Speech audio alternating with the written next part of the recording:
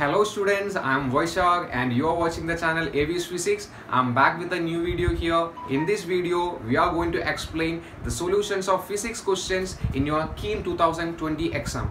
In KEAM exam, you will have paper 1. In paper 1, you will have chemistry and physics. Out of 120 questions, 72 questions were from physics background, and we will explain the solutions of each question here with their solution and explanations. So watch this video till the end. Then this video will be useful for all the students, those who are going for repeat exam and those who all were preparing for JEE exam and NEET exam. So we can go to that video and we will have the first question. The first questions of your physics was, if epsilon naught and mu naught are respectively the electrical permittivity and magnetic permeability of vacuum, the dimensional formula for 1 by square root of mu naught epsilon naught is. So you want to find out the dimensional formula of this relation, and the relation was nothing but 1 by square root of mu naught and epsilon naught, mu naught into epsilon naught. This question is actually from that second chapter, unit and measurement of your +1 class, but this relation is actually in the 4th chapter of your +2 class, that is moving charge and magnetism. So first we can explain this relation, how this relation came. So if we go back to that +2 4th chapter class, the 4th chapter of your +2 class, there you might be studied about Coulomb's law. In Coulomb's law, you may have a relation that is nothing but 1 by 4 pi epsilon naught is equal to 9 into 10 raised to 9 Newton meter square Coulomb raised to -2. So if you are making epsilon naught as a subject, we will get 1 by epsilon naught is equal to 4 pi into 9 into 10 raised to 9. If you are making epsilon naught as a subject, then epsilon naught is equal to 1 by 4 pi into 9 into 10 raised to 9. Similarly, if you are going back to that Biot-Savart law, you will have a relation that is nothing but mu naught by 4 pi is equal to 10 raised to -7 Tesla meter ampere raised to -1. If you are making mu naught as a subject here, mu naught is equal to 4 pi into 10 raised to -7. So we are equating these two relations, number 1 and number 2. Suppose if you are equating these two relations, if you are taking these two relations and mu naught into epsilon naught become 4 pi into 10 raised to -7 into 1 by 4 pi into 9 into 10 raised to 9. 4 pi and 4 pi cancel. So if you are equating this relation 10 raised to -7 into 1 by 9 into 10 raised to 9, then the result of this equation become, that is mu naught epsilon naught is equal to 1 by 3 into 10 raised to 8 whole square. So if you look at this relation, if you look at the denominator part of this one, that is equal to 3 into 10 raised to 8 square. That value of 3 into 10 raised to 8, the value of 3 into 10 raised to 8, 3 into 10 raised to 8 meter per second is actually, meter per second is actually the speed of light in vacuum. So this relation can be also written as mu naught into epsilon naught is equal to 1 by c square, or you can write c is equal to 1 by square root of mu naught into epsilon naught.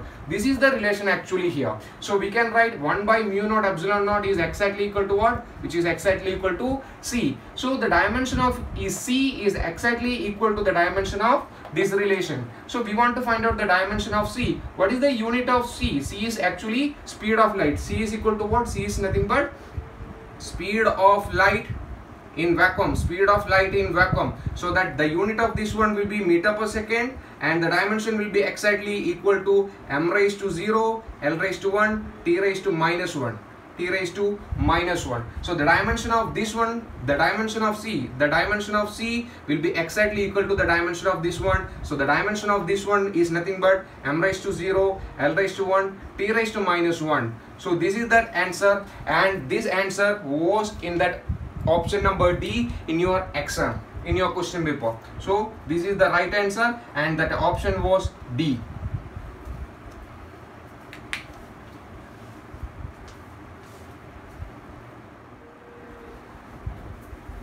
Okay students, the question number 2 was, the power in an electrical circuit for a current for a for a current of 5 plus or minus 0.4 ampere and voltage 10 plus or minus 0.2 voltage is measured at 10% error. To measure the power at 5% error, the current should be measured at an error of dash. So you want to find out that you have to measure the power at 5% error, and the percentage of error in measuring the current will be dash. So here some data are given. What are all the data are given? Given nothing but in given that voltage is current is given, current I is given. The value of current I is nothing but 5 plus or minus 0.4 ampere, and similarly voltage is also given. Voltage is equal to 10 plus or minus 0.2 volt, and the power is that percentage of error in power is given that is 10%. So here what you want to find out? You have to measure the power with the 5% of error, but at that time what will be the percentage of error which is measured in current? That is what you want to find out. So here if you look at this question, what you want to find out? You want to find out the percentage. You have to decrease the percentage of error while measuring the power. So we know that power P is equal to VI. Power P is equal to VI. We were studied in 10th class onwards. Am I right? So in plus 1 class, the chapter number 1, unit and measurement, you may be studied about errors. Suppose if two quantities are multiplied, if you are going to find out the product of two quantities, suppose imagine that you will be studied in NCERT textbook, that is Z is equal to A into B, then delta A by delta Z by Z is equal to delta A by A plus delta B by B. You may be studying this. So this is actually the fractional error. If you want to make it into percentage error, what you have to do? You have to multiply it with 100. So delta Z by Z into 100 is equal to delta A divided by A into 100 plus delta B divided by B into 100. Okay, so that here we can rewrite this relation as delta P by P into 100, that is percentage error of your measuring power, will be is equal to, we can rub this portion, then delta P by P into 100 is equal to delta V by V into 100 plus delta I divided by I into 100. Okay, so delta P by P into 100 is actually given in your data, that is 10%. That is 10% is equal to delta V. What is the delta V value? Delta V value is given here, that is 0.2 divided by V. The value of V is also given, that is nothing but 10%, 10 and 10 into 100 plus the delta value of I is also given, that is 0.4 divided by the value of current is also given, that is 5 into 100. So if you are equating this one, 0 and 0 will be cancelled, and 10% will be is equal to 0.2 into 100 into 10 plus this one become 5 and 100 cancel and it become 20, and 0.4 into 20, and you will get 10% will be is equal to 2 plus 8. That is correct. Here I just checked whether this given is correct or not. So remember, so current is about 2. The value of value of voltage is 2. So here we what we want to reduce? We want to reduce the percentage of your power to 5%. If you want to reduce the percentage as 5, what you have to decrease? You have to decrease the current. What you want to decrease? You want to find out the percentage of error in current. You have to decrease the percentage of error in current. So 2 will be remain same, that is 5% is equal to 2 plus you have to decrease this one. You can take it as x. So suppose if you want to decrease, if you want to find out x, what you can do? That x is equal to 5% minus 2%, and you will get x is equal to 3%, and this is your answer. So the answer is nothing but 3%. That is also option number D in your question book. Okay. Okay students, this is your third question. In this third question, the question was the angular diameter of a planet measured from Earth is 90 seconds.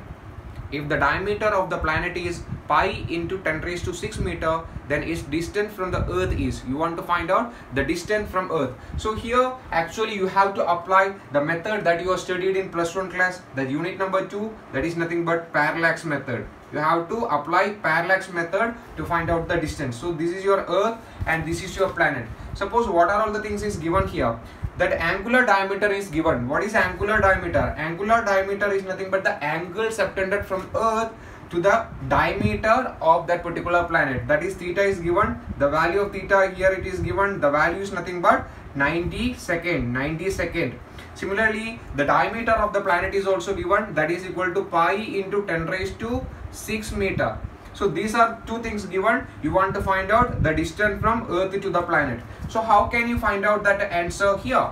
So suppose here you have to take it that L is equal to r theta in this case. L is equal to r theta. What is L? L is the diameter of this planet. L is the diameter of this planet and the value is nothing but pi into 10 raised to 6 meter is equal to r is nothing but r is the distance from planet. R is actually the radius here, but here it is represented by d, that is nothing but you can take it as d into theta is the angle between angle which is subtended along the diameter, that is also given, that is equal to 90, that is equal to 90 seconds. How can you convert 90 seconds? If you are dividing it with 60 it become 90 minutes, and also again if you are multiplying by 60 it become 90 degree, and if you want to convert it into radian then you have to multiply it with pi by 180.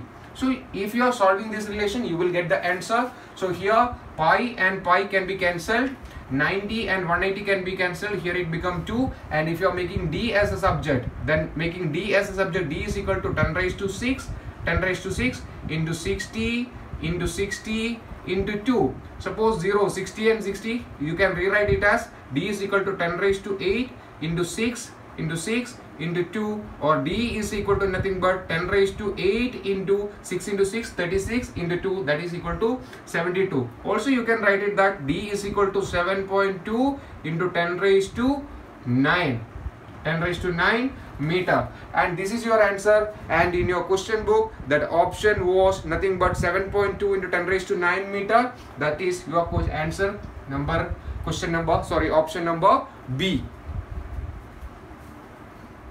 Okay students, now we are going to find out the solution of your fourth question. The fourth question was the angle between vector A and the resultant of 2A plus 3B and 4A minus 3B is dash. You want to find out the angle between two vectors, whereas the first vector is directly given, that is nothing but that vector A, whereas the second vector is nothing but the resultant of two vectors. So first you have to write that two vectors. So suppose imagine that the first vector which is you are going to find out the resultant of two vectors. The first vector among that vector P will be, you can take it as vector P is equal to 2A plus 3B, 2A plus 3B, and the second vector you can take it as Q, then the value of this Q is nothing but 4A minus 3B. So if you want to find out the resultant of this vector, then you can suppose say that resultant vector is nothing but vector R. Suppose you can name it like that. Then 2 plus 4, that is equal to 6A, and plus or minus 3B, that cancelled. So resultant vector is equal to 6A. So what you want to find out here? You want to find out that angle between vector A and the resultant of these two vectors. Resultant of these two vectors is nothing but 6A. So if you look at these two vectors, you can see that 6A is actually 6A and vector A is actually parallel vectors. Am I right? These two vectors are parallel vectors. These two vectors are parallel vectors.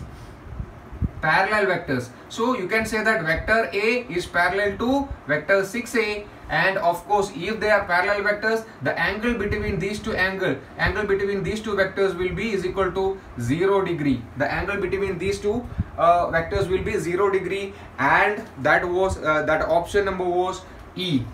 That option was E in your question book. Okay students, now we can go to that fifth question. That fifth question was a particle is moved in a semicircular path of radius r. Then you have 5 choices, you have to find out the correct one. So here an object is moving in a semicircular path. a semicircular path, suppose you can imagine that the particle is moving from the point A to the point B, and the radius of its path is nothing but radius of the path is given. The radius of the path is capital R. So now you have five options. You have to find out the first one. The first option is nothing but its average velocity is 0. How can its average velocity become 0? Because that object is not returning to its initial position. So if its average displacement is 0, then only its average velocity becomes 0. The first one is not correct. Option B was its average acceleration is 0. Average acceleration at this case is also not possible to become 0, because for an object moving like a semicircular path, it's changing its position at each point, so that here that sum of its acceleration is not equal to 0, so that its average acceleration is also not 0. Choice number C, its magnitude of displacement is equal to 2r. Suppose its initial position is A and the final position is B. Suppose if you are measuring a straight line distance from initial to final position, that it become r plus r, and the value become 2r, which means that option C is correct for this particular question. So now we can also discuss that the option D and option E. Option D is nothing but its average velocity and average speed are equal. It is only possible when an object is moving in a straight line path. So that option D is also incorrect, and option E is nothing but its distance traveled is equal to the displacement. Here you can see that the distance traveled will be an arc like this, and the distance will be exactly the diagonal of that semicircular path. So it is also not true, so that the only correct choice is nothing but choice C. So the correct answer of your fifth question is nothing but option number C, that is nothing but its magnitude of displacement is 2r. Okay students, now we are moving to the sixth question. The sixth question was, two projectiles P and Q thrown with velocity v and v half respectively have the same range. If Q is thrown at an angle of 15 degree to the horizontal, P must be thrown at an angle of dash. So this question is actually from the projectile motion part. So here you have two projectiles. One projectile is named as P and another one is named as Q. The velocity of the first projectile is given, that is v, and whereas the second one is nothing but v by 2. The range of both this projectile is same. You can take it as r, and whereas that angle of projection of the second one is given, that is equal to 15 degree. What do you want to find out? You want to find out the angle of projection of the first one. For this kind of question, here range of both the projectiles are given as same. So this is the hint. This is the hint that which can be used to find out the solution of this one. We have a relation for finding range of projectile motion, that is r is equal to u sine 2 theta divided by g. By applying this relation for both these projectile, we can find out the answer. For both this case, for P and for Q, we know that the range is same, so we can make relation of range for both these projectiles. So for P, you can write a range is equal to, for P, range can be written as v sine 2 theta divided by g, which is exactly equal to the range of Q. The range of Q become, that is u square, that is u square sine 2 theta divided by g, whereas v square sine 2 theta divided by g is the range for the projectile P, and for projectile Q we have another relation, that is nothing but v by 2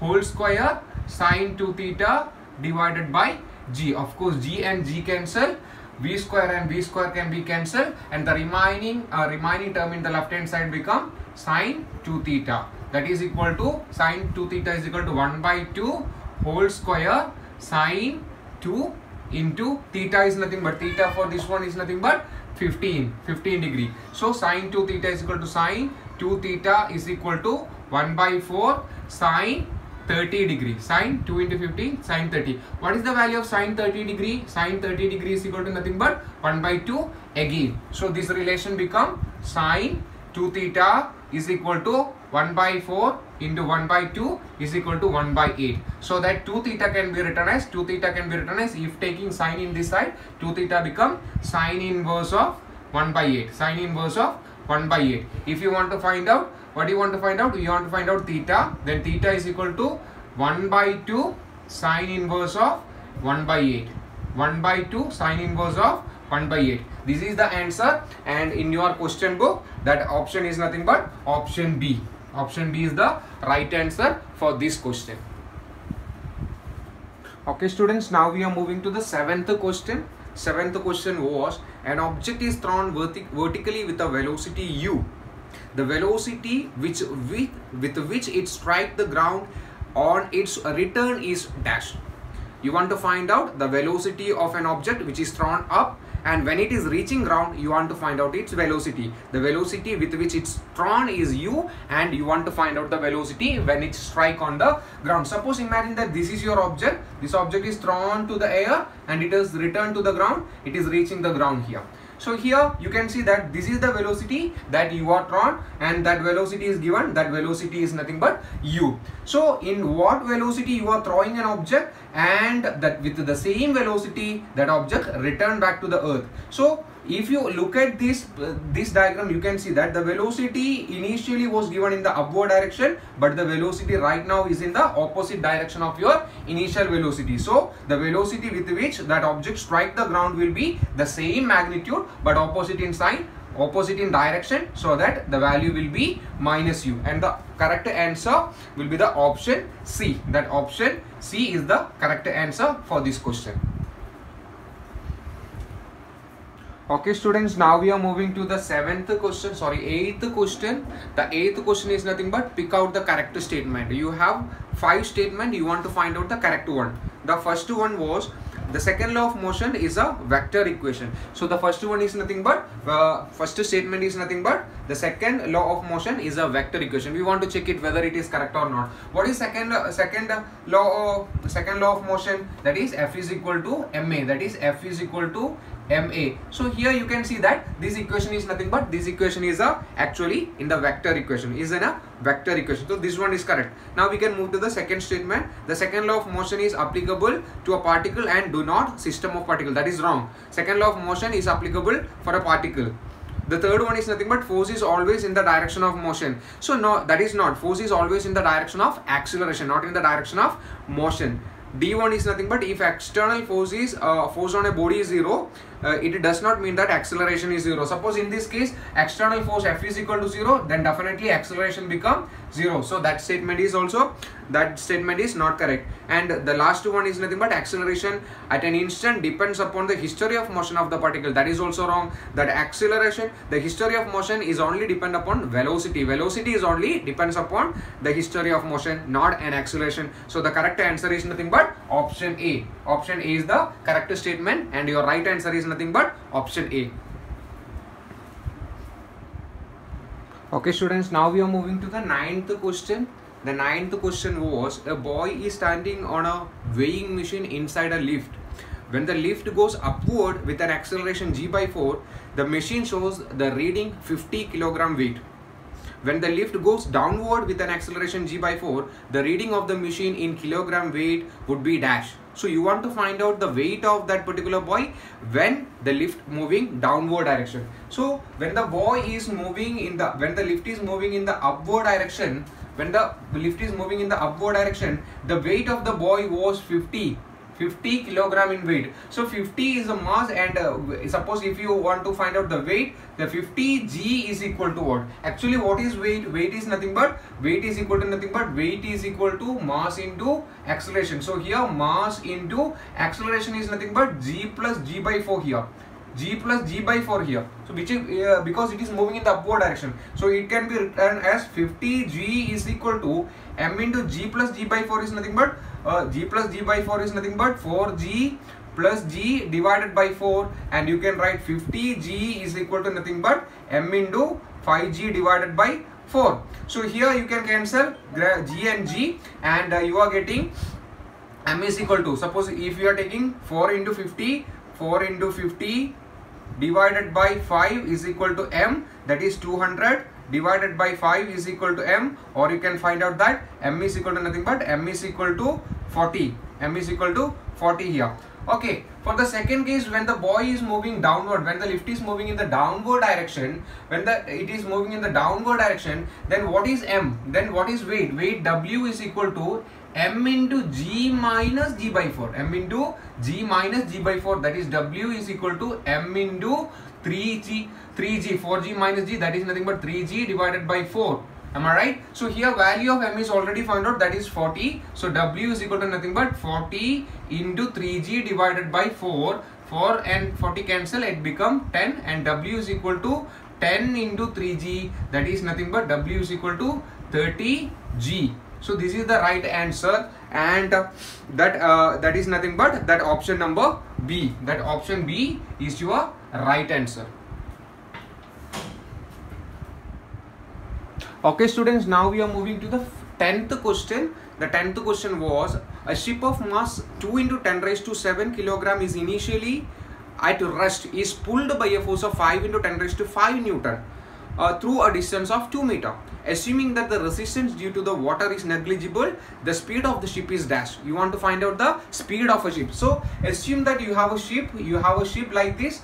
That ship carrying that mass of the ship is nothing but 2 into 10 raised to 7 kilogram. That is nothing but the mass of the ship is 2 into 10 raised to 7 kilogram. The ship is pulled by a force. The force which is acting on this ship is nothing but 5 into 10 raised to 5 Newton. 5 into 10 raised to 5 Newton. The ship was moved through a distance of, the distance traveled by the ship is, by this force is nothing but 2 meters. So what you want to find out? By means of this force, it makes a distance of 2 meters. You want to find out the speed of the ship. How can you find out the speed of the ship? You can easily find out by applying equations of motion. That is nothing but v square is nothing but v square is equal to u square plus 2as. But here you can see that certain things are not given. Acceleration is not given, but you can find out acceleration how? Because we know that F is equal to ma, and from this relation A is equal to nothing but F by m. So that here F is given. F is nothing but 5 into 10 raised to 5 divided by, here mass is nothing but 2 into 10 raised to 7. So here you will get acceleration A is equal to 2.5 into, suppose 10 is making here, it become 10 raised to minus 2 meter per second square. So you got acceleration, the value of acceleration here. Suppose now you want to apply the value of acceleration in this equation. Also the initially the ship was at rest, so that u is equal to also 0. So now v square u is equal to 0 here, and now we are applying the value of acceleration. Acceleration is equal to 2.5 into 10 raised to minus 2. So these two values in this relation, you will get the answer. So v square is equal to 2 into 2.5 into 10 raised to minus 2 into,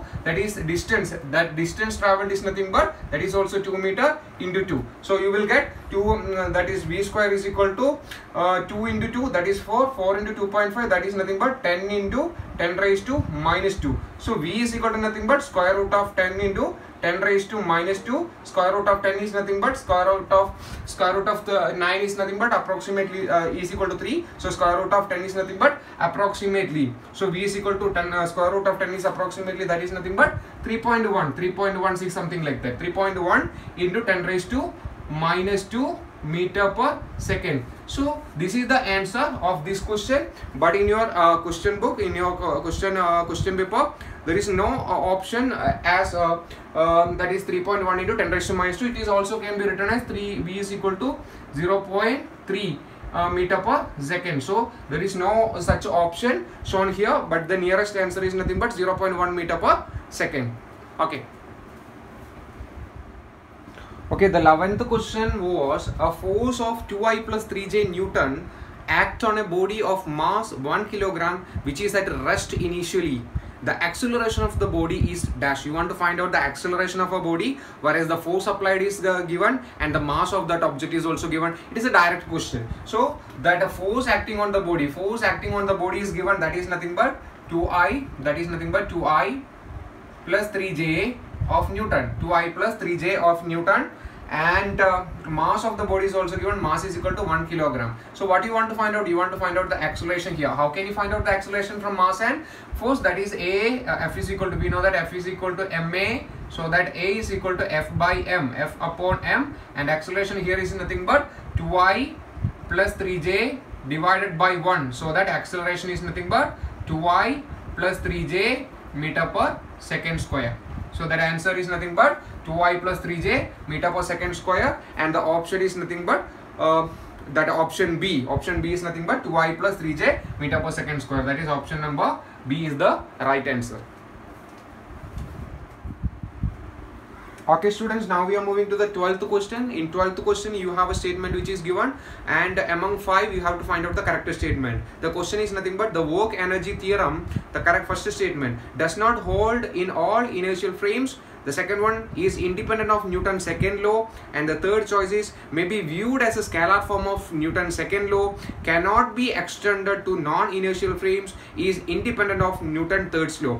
So from these option we can directly we can think that work energy theorem, work is nothing but work is W is equal to force into displacement. So if you look at that among these 5 statement, if you look at the third one, C option, that is nothing but may be viewed as a scalar form of Newton's second law. According to Newton's second law, we know that F is equal to what? F is equal to ma. Am I right? So what I am going to do, I am multiplying both sides. I am multiplying both sides by displacement. Suppose S is representation of displacement, then it become F into S. F into S is equal to ma into S. So what is F into S? F into S is nothing but work done, that is W is equal to mas. Am I right? So in the right hand side, what I am going to do, multiply and divide the right hand side.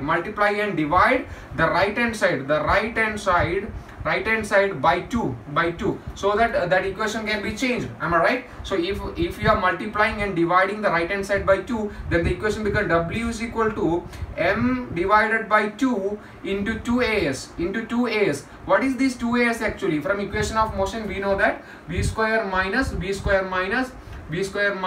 square is equal to 2as. Am I right? 2as. So that this is nothing but W is equal to 1 by 2 m into 2s. Instead of writing 2s, we can write v square minus u square, and W is equal to nothing but 1 by 2 m v square minus 1 by 2 m u square. So here you can see that half mv square is nothing but kinetic energy. So W is equal to nothing but actually what? Kinetic energy initial minus kinetic energy final. So from this relation we can say that that work energy theorem is actually may be viewed as a scalar form of Newton's second law. So the correct statement among these 5 is nothing but option C. Okay students, now we are moving to the 13th question. The 13th question was a running boy has the same kinetic energy as that of a man of his twice of his mass. If the speed of the boy is 14.14 meter per second, the speed of the man is dash. You want to find out the speed of a man, whereas certain data are given. What are all the data which is given here? The kinetic energy of the boy is exactly same as the kinetic energy of the man, which is given. And also one more thing is given, the mass of the man is actually twice the mass of the boy. This is also given. And one more thing is given, velocity of the boy is given, that is 14.14 meter per second, whereas velocity of the man, that is you want to find out. So these are all the data which is given. So that hint of this question, how can you find out the solution of this question? By using this hint. So you have to move with this hint so that you can write that what is kinetic energy actually? Kinetic energy is equal to half mv square. Am I right? So here you can apply this relation so that kinetic energy of the boy become half into mass of the boy into velocity of the boy square is equal to half into mass of the man into velocity of the man whole square. Now you have to substitute the values here, that is half into mass of the boy. What is the mass of the boy? Mass of the boy is actually half the mass of the man, that is mm divided by 2, and velocity of the boy is, that is also given, that is 14.14 whole square is equal to half into mm into Vm square. So here half and half cancel, mm and mm cancel, and finally what we are getting, 14.14 whole square divided by 2 is equal to, here in this side you will get Vm square. What is Vm square? Vm is the velocity of the man. So if you are taking square in the both side, then it become 14.14. If you are taking square in both side, divided by square root of 2 is equal to simply Vm. What is the value of root 2? Root 2 is approximately the value of root 2. The value of root 2 is approximately 1.41. So that here it become 14.14 divided by 1.41 is equal to Vm. So that the value of Vm, become approximately 10, that is 10 meter per second. That velocity of the man is nothing but 10 meter per second, and exactly the choice is nothing but the choice is C. That option number C is the right answer. Okay students, now we are moving to the 14th question. The 14th question was, a boy of mass 2 kg is moving with a momentum of 10 kg meter per second. The force needed to increase the kinetic energy by 4 times in 10 seconds is, you want to find out the force which is required to increase the kinetic energy of the boy by 4 times. So certain data are given, that is nothing but the mass of the boy is given. Mass of the boy is nothing but 2 kg. Mass is given. Initial momentum of the boy is given, that is nothing but 10 kg meter per second second, and that time is also given. Time is nothing but 10 seconds, and one more thing is also given. What you want to find out? Kinetic energy. Kinetic energy initial should be is equal to 4 times the kinetic energy final. Kinetic energy final. Kinetic energy final is equal to kinetic energy 4 times the kinetic energy initial. So here, if you look at this data, in this data, the kinetic energy and momentum is given. So that what you have to do, you have to substitute this relation. You have to replace this relation of kinetic energy in terms of momentum. So there is one relation which is actually connecting with kinetic energy and momentum. What is kinetic energy actually? Kinetic energy is equal to half mv square. Suppose if you are multiplying and divide and multiply the right hand side by m, by mass m, then we will get kinetic energy is equal to half into m, that become m square v square divided by 2m. Am I right? So where that we know that p is equal to mv, momentum is nothing but mass into velocity, so that m square v square become p square. So kinetic energy is equal to nothing but p square by 2m. So instead of writing this relation, instead of having this relation, you have to substitute that kinetic energy relation with the momentum relation. So the same relation can be also expressed as, the same relation can be also written as momentum final momentum square divided by 2m is equal to 4 times momentum initial square divided by 2m. But 2m and 2m cancel. Am I right? If you are taking square in both sides, then it become momentum final is equal to square root of 4 into momentum initial square. Then momentum final is equal to 2 into momentum initial. Am I right? Momentum initial. So that we can write momentum final is nothing but momentum final. Momentum final is equal to 2 into initial momentum is given, that is 10 kg meter per second. So that it become 2 into 10, then it is nothing but 20 kg meter per second. So final momentum is given. Okay, from this relation you want to find out the force. The force is nothing but, how can you write the force? Force is equal to delta P divided by delta T. So here change in momentum is nothing but 20 is the final momentum, minus initial momentum is nothing but 20 minus 10 divided by time is nothing but 10, that is equal to 10 by 10. You will get the answer. F is equal to simply 1 Newton. That is the answer, and that is the option number C again. Option number C is the right answer. Okay students, now we are moving to the 15th question. The question was, if a force F is equal to I minus 2j minus 4k acting on a particle displace it from 1, 1, 1 to 2, minus 1, 0, then the work done by the force is given by dash. Work done by the force is you have to find out. So you want to find out the work done. Force is given here. Force is given. Force is equal to nothing but, the value of force is nothing but I minus 2j minus 4k. Minus 4k, that is given, and also displacement, change in displacement is given. Change in displacement, that from the position 1, 1, to that is nothing but 2, minus 1, 0, 2, minus 1, 0. So the displacement is nothing but, displacement can you find out, 2 minus 1 I plus that is nothing but minus 1 j plus that is nothing but 0 minus 1 k. So that this vector become S is equal to, that is 1i plus minus 1i minus 2j minus minus 1k. This is the vector for displacement. And also force is given. Force is nothing but I minus 2j minus 4k is also given. So what you want to find out? You want to find out the work done. Work done, W is equal to what? W is equal to nothing but force into displacement. So that is nothing but W is equal to, that given force is given I minus 2j minus 4k into that is nothing but 1 minus 1 I minus I minus 2j minus 1k, so that while multiplying W become 1 into 1, that is equal to 1 plus minus 2 into minus 2, it become 4 plus minus 4 into minus 4, that is also 4. So W is equal to nothing but work done, that is nothing but 9 joule. That answer is equal to 9 joule, and the option is nothing but, that is option is nothing but E. The right answer is option E. Okay, next question is 16th one. The question was, a disk spinning at a rate of 27.5 radian per second is slowed down at a rate of 10 radian per second square. So the time after which it will come to rest is dash. You want to find out that when at what time the disk come to rest. That is what you want to find out. Certain data are also even given here. That is the spinning rate of that disk is given. That is nothing but that angular velocity I initial, that is nothing but 27.5 radian per second. And also one more thing is given, that is it is slowed down at a rate of 10 radian per second square, which means that alpha is equal to nothing but 10 radian per second square, that is also given that.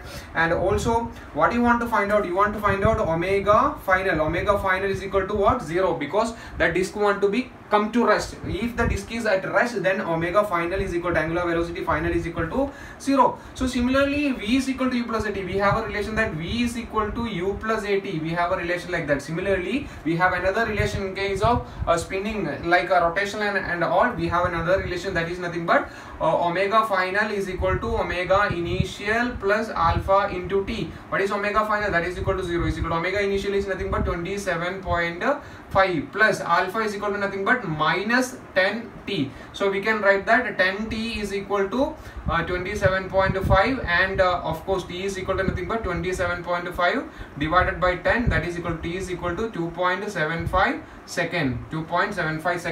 That is the right answer, and that option is nothing but 2.5 second.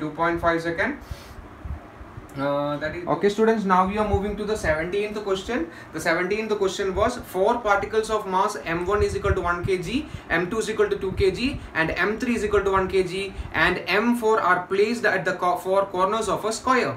The mass m4 is required so that the center of mass of all the 4 particles is exactly at the center of the square is. So you want to find out that fourth mass, that is m4, so that the center of mass become that exact center of that cube, center of that square. So you have a square like this, and the first mass is placed here. The first mass is nothing but that is carrying a mass of 1 kg. The second mass is placed here, which carries a mass of 2 kg, and here we have another mass that is also 1 kg, and the fourth mass is here. That mass, that m4 is equal to how much? This is what you want to find out. So if you look at the symmetry, you can see that this corner and this corner is exactly 1 kilogram. Here it is 2 kilogram. So in which mass that this square can be exactly balanced, that the center of mass at the center, then only when m is equal to 2 kg here. So by using symmetry, by looking the symmetry, you can say that the mass m4 should be 4 kg. That is option E is the right answer, so that center of mass become the center of the cube. Otherwise you can explain this in a different method by taking the coordinates. Okay, suppose imagine that this is the center of mass, then its coordinate will be 1, 1. This becomes 0, 0. This becomes 0, 2. This becomes 0, 2. This becomes 2, 2, and this of course become 2, 0. Suppose if you are applying the equation, that is 1 is equal to 0, that is m into 0, that is equal to 0, plus that is here 1 into 0, that is equal to 0, again plus 2 into 2, that is equal to 4, and here it is 1 into 2, that is equal to 2, divided by whole mass is equal to m plus 1 plus 2 plus 1, that is equal to 1 plus 2, that is 4, that is 4 m plus 4. So m plus 4 is equal to here 6, so that m is equal to 6 minus 4, that is m is equal to 2 kilogram here. So by using this relation also you can find out the answer, and the right answer is option E. That right answer is nothing but option E. So by looking symmetry and by applying the relation, both in both method you can find out the answer. Okay students, now we are moving to the next question, that is nothing but 18th question. The question was, a solid sphere of radius r is revolving about one of its diameter with an angular velocity omega. If it suddenly expands uniformly so that its radius increases to n times its original value, then its angular velocity becomes dash. So what is here? A solid sphere is here, a solid sphere is here, its radius is, suppose imagine that r, it expands, actually it expands and its radius become nr and its radius become nr times. So what you want to do, it's angular velocity. Imagine that angular velocity initially is omega 1 and now here it is angular velocity is omega 2. So that at this case what you want to find out, you want to find out its angular velocity become that omega 2, that is what you want to find out here. Okay, so omega 1 is nothing but omega 1 is equal to omega, that is given in the question. And for this kind of question, what you have to do, you have to apply angular momentum conservation, that is nothing but I1 omega 1 is equal to I2 omega 2. So that I1 here is nothing but 5 by 2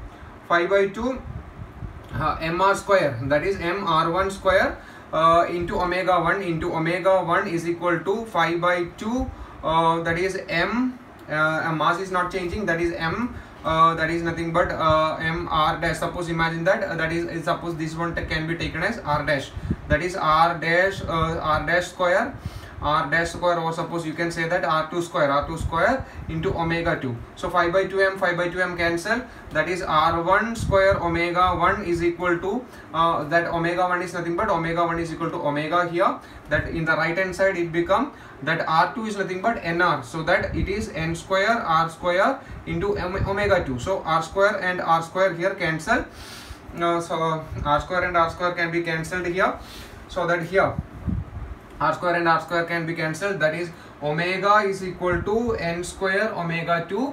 So that omega 2 is equal to omega divided by n square, that is the right answer here. So omega is equal to omega divided by n square. So that is nothing but, that is your option number B. Option B is the right answer here. Okay students, now we are moving to the next question, that is question number 19. If a ring rolls down from top to bottom of an inclined plane, it takes time t1. If it slides, it takes time t2. Then the ratio t2 square by t1 square is dash. That is what you want to find out. You want to find out a relation for t2 square divided by t1 square, where t1 is nothing but the time when it is rolling, and t2 is nothing but when the ring is sliding. Okay, so it is nothing but it is the case of inclined plane. Suppose imagine that you have a inclined plane like this, that is suppose like this. Okay, so here you are given by 2 times, that is nothing but t1 is nothing but t1 is rolling, and t2 is the time that is nothing but sliding. So 2 times are given, sir. Okay, so in the case of t1, that is nothing but when that object is rolling, that is acceleration when the rolling of an object can be written as g sine theta divided by 1 plus k square divided by r square. Similarly, when acceleration of an object when it is sliding, then you can simply write that it is g sine theta only. Okay, so here you want to write these two relations in terms of time. Okay, so suppose imagine that u is equal to 0, then we can write that s is equal to ut plus half a t square. Then u is equal to 0, simply it become half a t square. So you can write that t square is equal to nothing but 2sa. Or you can write that 2s divided by a, so that t is equal to nothing but square root of 2s divided by a. So here t1 is nothing but square root of 2s divided by a is nothing but a is equal to g sine theta divided by then this numerator moves in the upward side, that is 1 plus k square divided by r square. Okay, similarly t2 is equal to nothing but square root of 2s divided by simply g sine theta.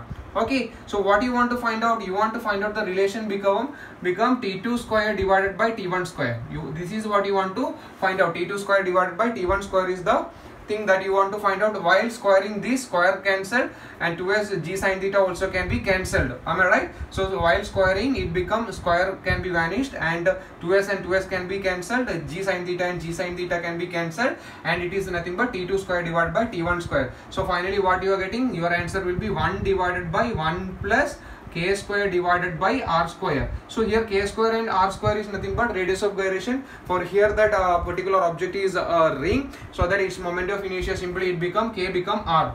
K is equal to nothing but k is equal to r, so that this relation become, that is k square divided by r square is equal to nothing but 1, so that t2 square divided by t1 square is equal to 1 divided by 1 plus 1, that is equal to 1 by 2 is the right answer. That answer is nothing but 1 by 2, and the option is nothing but option number D is the right answer.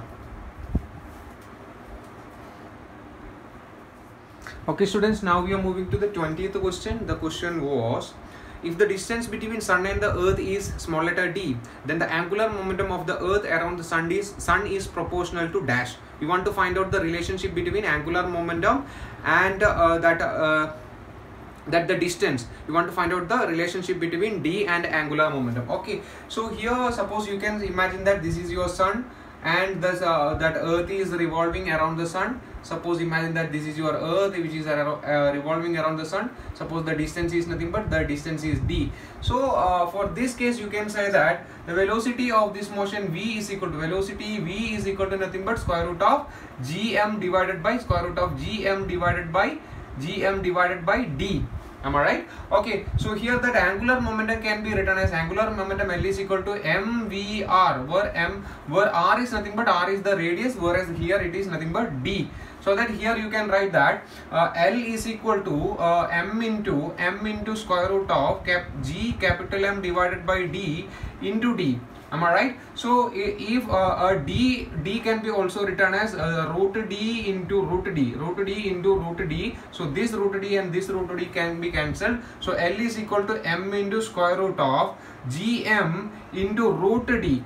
Am I right? So here gm and g capital M small m, these things are nothing but these things are constant, so that we can write that L is proportional to square root of d. So the relationship between angular momentum and d is nothing but that is proportional to root d. That is option A. That is the answer is nothing but option A is the right answer.